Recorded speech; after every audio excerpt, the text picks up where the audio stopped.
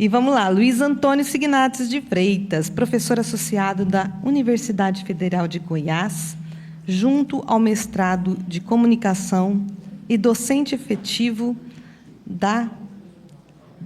do doutorado em Ciências da Religião da Pontífice Universidade Católica de Goiás, lecionando também nos cursos de jornalismo de ambas instituições. É pós-doutor em Epistemologia da Comunicação pela Unicinos, doutor em Ciências da Comunicação pela USP, mestre em Comunicação da UNB, especialista em Políticas Públicas da UFJ e graduado em Comunicação Social, Jornalismo pela UFG, fundador e membro das Academias de Letras de Goiânia e de Aparecida de Goiânia, pesquisador, coordenador da Associação Espírita de Pesquisa em Ciências Humanas e Sociais, a EFOS. Signatis é esportista de automobilismo, é delegado da CEPA, Associação Espírita Internacional, e membro fundador da Brepaz e da EFOS. Publicou pela EFOS o livro Fundamentos para uma Teoria Social Espírita. Seja bem-vindo.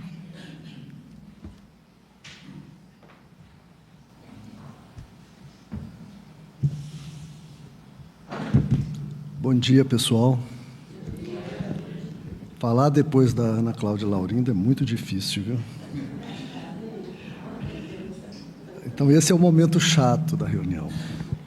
Bom, pessoal, hoje eu gostaria de compartilhar com vocês algumas reflexões sobre a relação entre espiritismo e política, com base no meu trabalho, que é um texto intitulado, que vai estar sendo publicado agora no livro, né?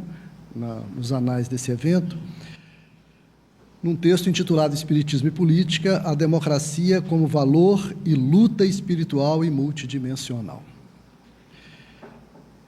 A democracia nasceu na Grécia Antiga, em Atenas, no V século a.C.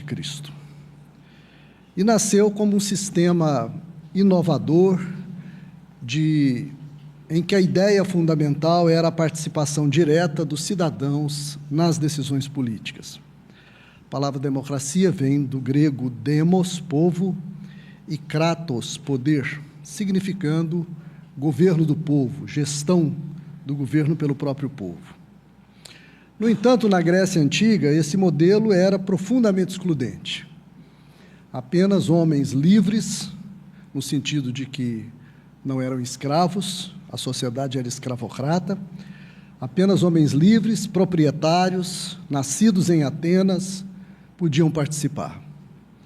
Mulheres, escravos e estrangeiros eram marginalizados porque considerados seres da vida privada.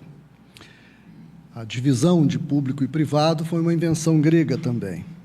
E a ideia de seres da vida privada dizia justamente isso, seres que sofriam a privação da dignidade da participação na vida pública e na vida política.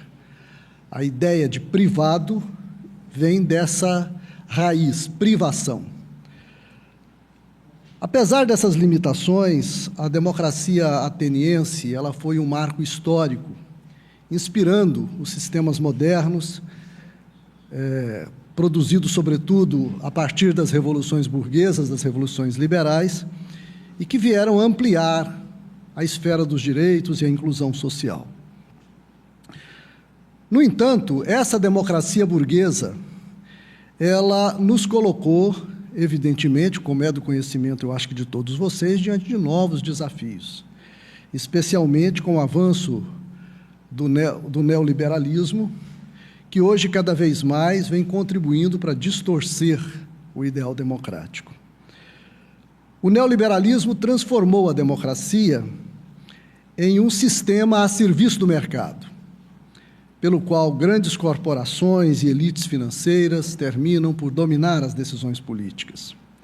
É um modelo que promove a privatização dos serviços públicos, a precarização do trabalho e o aumento das desigualdades.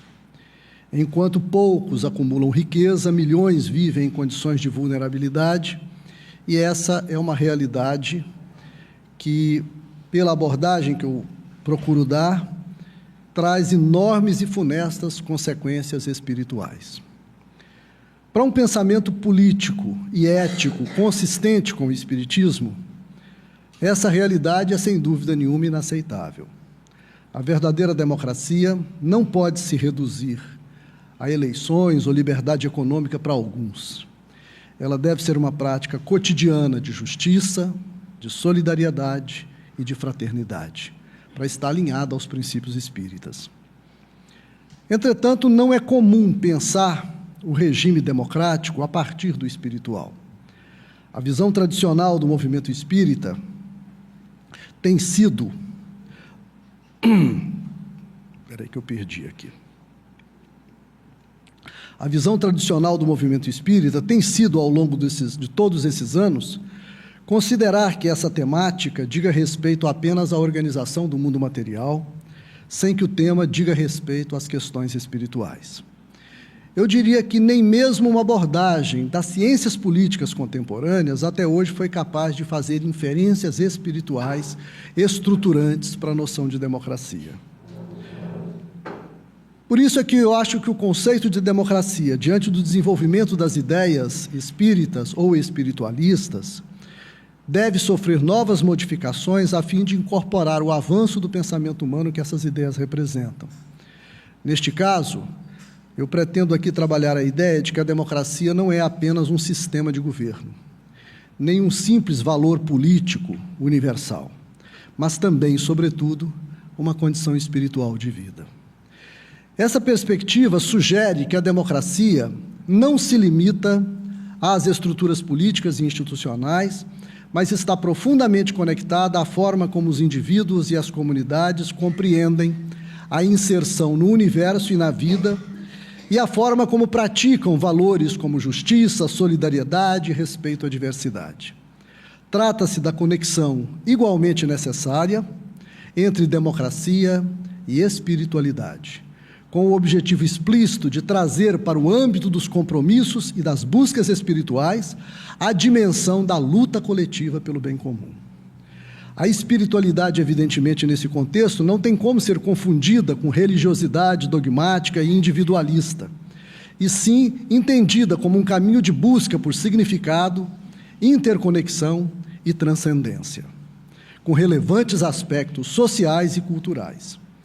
Uma democracia autêntica deve estar alicerçada em uma ética do cuidado e da solidariedade, que reconhece a interdependência dos seres humanos. E, por essa razão, a democracia deve promover o desenvolvimento humano em suas múltiplas dimensões, incluindo a dimensão emocional e a espiritual, restando evidente que a prática democrática não pode se restringir a processos eleitorais ou institucionais, mas deve ser vivida no cotidiano das relações humanas, na formação de comunidades solidárias e na construção de um mundo mais justo e mais feliz. A minha proposta, então, aqui nesse sentido, é articular a noção de democracia para ser entendida em 3 movimentos que são bem distintos entre si, mas que só fazem sentido espírita se forem reunidos num único projeto político. E aí eu vou ser bastante sucinto por causa do tempo que nós dispomos. Esses 3 movimentos são, primeiro, a superação da noção neoliberal de democracia, segundo, a espiritualização da noção de sociedade e, terceiro, a democratização do movimento espírita. O primeiro movimento para isso consiste na superação da concepção neoliberal de democracia, concepção essa que a reduz a um sistema de tolerância dentro de uma lógica de reprodução das injustiças do capitalismo. O neoliberalismo tem se mostrado uma das maiores ameaças ao estado do bem-estar social e aos direitos trabalhistas conquistados ao longo do século XX. Mas o próprio modelo neoliberal tem mudado. A sociedade da produção dos primeiros tempos da teorização marxista no século XIX foi transformada ao longo do século XX na sociedade do consumo, no pós-guerra, e hoje tornou-se uma sociedade baseada na vertiginosa circulação do dinheiro e da informação, na qual, cada vez mais, a reprodução do capital independe do trabalho. O modelo neoliberal de hoje é o do capitalismo financeiro e informacional, que se caracteriza por um processo de globalização em que as fronteiras tradicionais entre os mercados e os estados nacionais têm sido diluídas, criando um sistema econômico global no qual os fluxos de capital e informação circulam de forma quase instantânea e sem as mesmas restrições políticas e sociais de outrora. O sistema de acumulação capitalista, portanto, não se limita mais ao simples processo de exploração da força do trabalho, mas agora incorpora uma lógica de especulação financeira, manipulação dos mercados e precarização generalizada do trabalho. Ao mesmo tempo, o avanço da tecnologia e da automação fez com que o mercado de trabalho tradicional fosse redefinido, operando de forma que o capital possa se reproduzir com cada vez menos trabalho, o que tem contribuído para ampliar ainda mais as desigualdades sociais e colocar um número crescente de trabalhadores fora das redes de proteção social. Por isso, a compreensão espírita da democracia não pode ser, então, limitada a uma definição restrita, que se resuma à liberdade do voto ou à representação política nas eleições. A democracia não pode ser reduzida a um mero mecanismo institucional, onde o cidadão exerce um direito quase simbólico de escolha, mas deve ser compreendida como um campo de disputa e de constante construção, onde as desigualdades não são apenas toleradas, mas ativamente combatidas.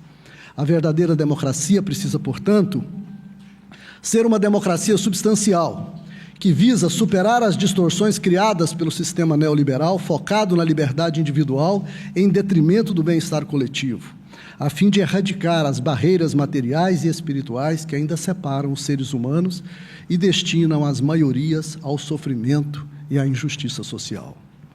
Segundo movimento fundamental para a construção de uma sociedade espiritualmente mais justa, equitativa e equilibrada, é a espiritualização da noção de sociedade, englobando na interpretação espiritual aspectos essenciais como a economia, a política e a cultura. Esse movimento implica, acima de tudo, conectar a percepção de justiça social no mundo material com uma concepção mais ampla de justiça que transcenda a dimensão física da existência, alcançando um entendimento espiritual profundo e transformador da realidade social e das relações humanas em todos os níveis. A espiritualização da sociedade, a meu ver, demanda dois movimentos bastante nítidos. Primeiro, o da espiritualização do mundo, definida como uma nova compreensão da interação entre o indivíduo e o coletivo. E segundo, a integração dos valores espirituais às estruturas materiais, econômicas e políticas que regem o mundo.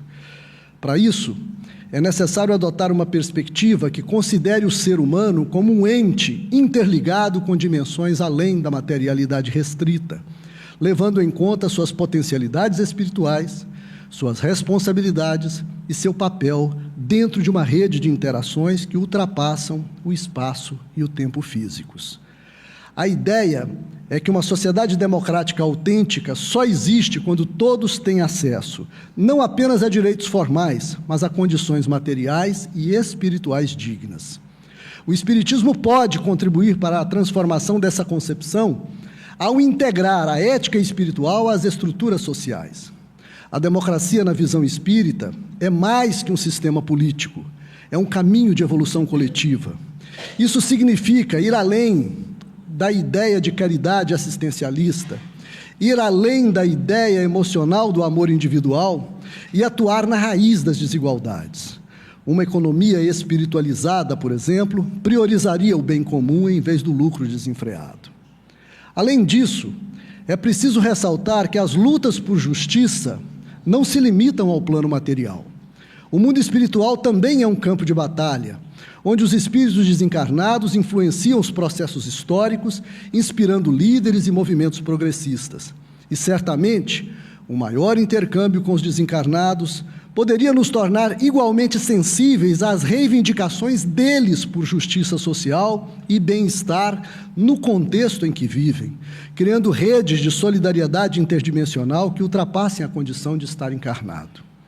Em meu livro, eu tento avançar nessa direção, mas eu reconheço que é preciso muito mais pesquisa e muito mais mediunidade do que nós temos hoje disponíveis para que alcancemos algo assim em termos de relação social e política com o mundo espiritual. E ao falarmos na prática espírita, é forçoso admitir que o movimento espírita enfrenta também desafios semelhantes. E esse é o terceiro e último movimento, a democratização do movimento espírita. No Brasil, predominam correntes conservadoras que evitam os debates sobre justiça social e se mantêm dentro de uma postura dogmática. Grupos progressistas, embora minoritários, buscam renovar o espiritismo, conectando-o às lutas contemporâneas por direitos humanos e por equidade. Mas a atuação desses grupos ainda é muito tímida do ponto de vista da efetividade política. É urgente a necessidade de superar as estruturas dogmáticas que dominam a maioria das instituições espíritas. Isso exige a criação de espaços permanentes de debate que abordem temas sociais e políticos de forma crítica, indo além das interpretações moralistas tradicionais. Além disso, me parece importante questionar as hierarquias rígidas e os mecanismos que silenciam vozes. Paralelamente, deve-se manter uma atualização doutrinária que incorpore as contribuições das ciências sociais contemporâneas, especialmente no que diz respeito às análises sobre o capitalismo, as desigualdades sociais e os direitos humanos fundamentais. Eu penso que os espíritas progressistas e de esquerda devem buscar efetivar projetos de democratização e de cidadania e, para isso, disputar a direção das instituições espíritas que frequentam. Em outras palavras, não faz sentido ter uma interpretação espírita progressista e livre-pensadora sem um projeto político consistente que conduza à disseminação dessa postura e à disputa pelo poder nas instituições espíritas. Quem acredita em seus ideais deve lutar para que eles sejam efetivados em políticas consistentes, a fim de que o movimento espírita e a sociedade se transformem. A democratização efetiva do movimento espírita passa, portanto, por transformações organizacionais profundas. É fundamental garantir a representatividade efetiva para grupos tradicionalmente marginalizados, mulheres, negros, homossexuais, jovens e as minorias vulneráveis, dentro dos órgãos diretivos. Um outro ponto crucial é a descentralização do poder, reduzindo a influência das federações centralizadoras e fortalecendo a autonomia das iniciativas locais, que estão mais próximas das realidades comunitárias da população. Além disso, o espiritismo deve transcender seu histórico elitista através de um compromisso radical com as camadas populares. Isso implica estabelecer alianças orgânicas com movimentos sociais que lutam por moradia digna, por direitos trabalhistas, pelas causas das populações indígenas e periféricas. Parece auspicioso promover a criação de núcleos de assessoria que ofereçam suporte jurídico e social a comunidades vulneráveis, sempre vinculando a assistência material a processos de conscientização política. A proposta é substituir a caridade paternalista por projetos de emancipação que fortaleçam a autonomia dos grupos marginalizados. Destaco ainda a importância estratégica da produção e disseminação de conteúdos alternativos que apresentem uma visão progressista do espiritismo, utilizando intensivamente as redes sociais e mídias digitais. Paralelamente, deve-se manter um programa sistemático de formação de novas lideranças, capacitando dirigentes em gestão democrática, mediação de conflitos, análise social crítica, produzindo atividades que atraiam e eduquem a juventude espírita para a transformação social. E, por fim, um ponto fundamental pode ser o mapeamento e a divulgação de experiências bem-sucedidas de democratização já em curso em alguns centros espíritas, criando, assim, referências concretas para inspirar transformações mais amplas. Não devemos, meus irmãos, ignorar os obstáculos, a resistência das estruturas institucionais conservadoras, a dificuldade de enraizamento popular do movimento espírita, a crença ingênua no progresso natural, como se o progresso acontecesse pela força natural das coisas, pela própria força das coisas, e não por impulsão política. Todos estes são desafios reais. E, nesse sentido, a verdadeira democratização do movimento espírita exigirá disposição para o conflito político interno, um compromisso inegociável com os excluídos e a capacidade de vincular teoria e prática de forma coerente. A transformação não virá por acaso, será fruto de organização consciente, coragem para romper o status quo e uma fé militante nos princípios espíritas de justiça, de fraternidade, de solidariedade e de amor ao próximo. A democracia espírita não será concedida graciosamente. Deve ser conquistada através de ação organizada, ruptura com as estruturas de poder tradicionais e construção paciente de alternativas concretas. Que nós possamos refletir sobre esse chamado e, juntos, trabalhar por um mundo onde a democracia seja, de fato, uma prática espiritual. Muito obrigado.